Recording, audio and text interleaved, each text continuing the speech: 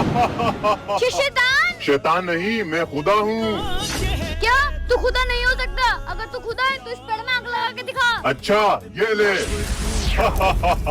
तू यही रुक, मैं इमाम साहब को बुला कर लेकर आता हूँ। दिखाओ मुझे, कहाँ है शैतान? शैतान नहीं, खुदा हूँ मैं। तू खुदा नहीं हो सकता। मेरा खुदा सिर्फ अल्लाह है, जो इंसान को जिंदगी देता है और जिंदगी लेता है। अच्छा। अब तू इसको जिंदा कर दिखा। ये ले।